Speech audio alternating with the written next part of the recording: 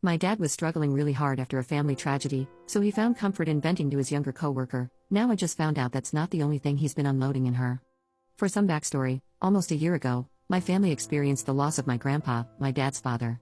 It was sudden, and it struck my father really hard. He started having more emotional outbursts, being more reclusive, etc., and we tried our best to be understanding and help him in any way he needed. He found himself a therapist and seemed to be working through a lot of his feelings and thoughts.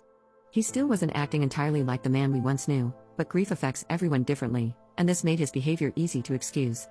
My dad and I don't live in the same city, so we often meet up at halfway points for lunch. We have always been close, so it's commonplace for us to talk about our feelings, emotions, and recent life events with each other. Now to what happened. During our first lunch since my grandpa's passing, I noticed my dad talking a lot about this new girl at his work. We will call her Stacy. He said that Stacy was helping him a lot with his trauma and being there for him. Stacy's husband had been through some similar traumas that my dad had experienced, and that was being brought up in therapy, so he said she offered him support. He really felt he could be himself around her. He made it abundantly clear that he did not feel he could be himself around his wife of 20 years, my mom by the way, but that he could with Stacy. I thought this was an odd comment to make, and I think this is where my suspicions of their real intentions began, but I knew he was struggling. It made me feel relieved that he had someone he trusted, though it struck me a little weird that she was 29, but again, sometimes workplaces can create weird and unexpected friendships, and with me being 26, I wondered if maybe he saw her as another daughter since I wasn't able to be around much due to distance. He assured me that Stacy was married to a man named Andrew. They were strictly friends, but in his own words, people from his work had started to think something was going on between them, so they had stopped talking at work and had moved to texting. He even went so far as to say later in the conversation that he thinks a strong marriage should be able to survive someone cheating. I assured him that that wasn't healthy and that I'm not sure what kind of relationship he wanted with his wife, but I did not want a relationship founded on infidelity. Obviously, my alarm bells were going off. With the little information I had on Stacy, I went and found her online.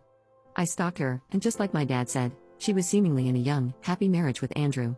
She kept her social media pretty private, but from what I could see, she looked like your average 29-year-old woman. I couldn't possibly imagine what she would want with my dad, and if anything, I thought maybe my dad had a work crush that he was reading too much into. No one wants to think that their dad could be capable of a full-blown affair. Over the next few visits with my dad, I would hear him continually talk about Stacy when telling stories about work or discussing his friends. She always seemed to come up. I couldn't help but notice that he would avoid calling her by name. She would just be she, or her, or the girl from work. It's as if he completely forgot the things he had told me about her, or as if he was afraid to say her name around me. Infidelity is never mentioned again, but he is always talking about how he's fighting with my mom, Lily, how as he goes through therapy, she might not like the man that he's becoming. He tells me how he's standing his ground more often and getting into verbal arguments with her. I imagine this is self-sabotage due to his guilt because of the cheating. Fast forward to today, about a year since I first heard about Stacy. I went on my laptop, which I do not use often, and I opened Instagram. I realized I still had my dad's login credentials saved on my computer from a one-off back in 2016. My dad is and always has been sketchy with his passwords, so I assumed that likely it wouldn't work, but I tried the login anyway. To my surprise, I was in. I won't even pretend like I didn't know exactly what I was looking for or like I'm above looking through his private messages. I opened their messages, which were pretty bleak at first. I thought that I could rest my suspicions, more like hoped, until I couldn't. It started out with sending corny photos to each other. Things like, "You can kiss me whenever you want, I'm yours," and "Your arms feel like home and I'm homesick." Really juvenile weird stuff, things I wouldn't send to a coworker if you paid me. Still in denial, I kept scrolling, and that's when I saw it. Revealing pictures, from only her though, thank God for saving my eyes. Then, I saw the full-blown dirty texting conversations they were having and discussions about their existing partners and the potential of leaving them for each other. Conversations about their plans to sleep together for the first time, etc., you get the picture. All of my suspicions laid out in front of me. He was willing to risk it all for a married woman 3 years older than his daughter. He was willing to hurt the woman he had supposedly loved for 20 years, destroy his family, destroy Stacy's family, for what? Absolute freaking selfishness. The worst part for me was that they actively talked about their existing partners in this chat. Stacy is always making fun of my mom. Does Lily dress up like me for you? Does Lily let you go down on her with her bush? As if Stacy couldn't become more of a disgusting human, as if she's not already sleeping with a married 53-year-old father of 2, she has to degrade his wife, an innocent victim in this situation. They assure each other that they love their current partners so much that it hurts, and they don't understand how they can have the capacity to love 2 people at the same time. It's disgusting and childish. I don't know how this ends. They still work together, closely together, and I cannot bring myself to tell my mom. I don't want my dad to know that I know, and I don't want him to feel backed into a corner like he has to tell my mom, but I want him to tell my mom because he knows it's the right thing to do. I have looked up to my dad my whole life, and I feel like the whole view I have had of him as this selfless, loving, caring family man has been shattered. I'm so disappointed in his actions, and I don't know what to do. It's eating away at me. Update 1. So, I finally called my mom. She and my dad had spent the day together at their cottage, so I waited until they were home and then asked if she could go somewhere alone so we could talk on the phone. Her reaction was nothing like I imagined. She sounded like she already knew. Her reaction also made me feel like this wasn't the first time this has happened. She laughed and asked me what I thought I saw. She blamed herself and said that she doesn't meet my dad's needs. I explained to her that it wasn't fair and that she doesn't deserve to be lied to and cheated on. I said the way they spoke about my mom in the chat was disgusting and that whatever going on was wrong.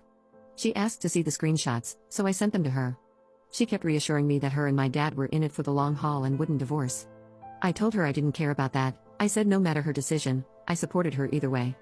Even though it wasn't what I was anticipating, I felt relieved. I felt like a weight had been lifted. She thanked me for telling her and said that I would always be her sweet girl. Everything seemed to be going well until she spoke to my dad and called me back. I don't know what happened with the conversation between her and my dad, but it's clear that he is a master manipulator and not at all the person I thought he was prior to all this. My mom's tone had completely shifted on the phone. She was scolding me. He confirmed the affair. He confirmed everything I had said and brought forward to her. Somehow, they're blaming me. They're telling me I'm wrong. My mom told me that she's read all the screenshots I sent but had nothing to say about them. They're staying together, and in her words, this is just a bump in the road. We've had highs and lows, and we'll have lows again. I said I would support her either way, so I can't be mad, but I can't help but be sad at how low she thinks of herself to accept this behavior. I love your dad, and he loves me. What a horrible message to send to your child. She told me that guilt does bad things to people and that she thinks I got myself worked up over nothing. She told me it was wrong of me to look at his Instagram messages and that it was a breach of trust. Ironic considering my dad committed the biggest breach of trust there is in a marriage. I also never would have looked at his messages had he not planted the seed of infidelity in my brain. She explained that my dad is very angry with me, and she doesn't know if our relationship is repairable. I assumed my dad would be mad at me, of course, but for my mom to seemingly side with him and turn her back on me too is almost too much to take. I know she's being manipulated, but this is where it ends, I guess. I can't stand to look at either of them. I feel like I was just orphaned. I can't fight a fight someone doesn't want me to on their behalf. Deep down I know I'm not to blame for this, don't get me wrong, but it's really hard to not feel awful when your parents, whom you've trusted, turn their back on you. I do feel like I did right by myself in telling my mom the truth, but I can't help but think that everything would have been easier if I never said anything. My dad still follows Stacy. He has blocked me and my fiancé on all social media platforms. He's quite literally showing that he chooses his affair partner over his daughter. I know he's reacting out of embarrassment and anger, but I've blocked him in return. He doesn't get to choose when he comes back into my life. All of this hurts a lot. Update 2. Hey, so a small update on my post from 4 months ago if anyone is interested. I've been working with a therapist to figure out what I really want to come out of all this and how I can proceed with or without my family. I initially settled on no contact with my dad and low contact with my mom. After some thinking, I decided that I wanted to have my dad in my life and rebuild at least an amicable relationship with him. I understand that may not be what everyone would choose, but I really couldn't imagine my big life events and my future without my dad. I reached out to my mom via text and asked her if she believed my dad was still too angry with me to talk. She urged me not to reach out and asked me to continue leaving the door open. She told me that she was encouraging my dad to do the same for me. At that point, I decided that if he had to be encouraged to leave the door open for his only daughter, then maybe it actually wasn't worth reaching out to him. He ended up texting me the next day that he unblocked my number but he wasn't ready to talk. I waited 3 weeks for him to text me but received nothing. I reached out just asking for a timeline on when I can expect that he will be ready to talk, and he replied saying he had been waiting for me to contact him. Whatever, I guess, so the conversation started fine. He said he loved me and he missed me. He said that we were just going to have to agree to disagree on the whole situation. I explained that wouldn't be happening and that I didn't care about the cheating. That's not my problem. My problem is how he has hurt me and how his silent treatment affected me. Obviously, this is not what he wanted to hear. I'll spare you all the nitty-gritty. The conversation ended with him saying he was mad at me because I didn't come to him first and give him a chance to come clean, but in the same message said that if I had kept my nose out of his business, he would have taken this secret to the grave, and that it was me who hurt my mom because I told her. He repeatedly demanded that I apologize to my mom for hurting her and apologize to him for betraying his trust.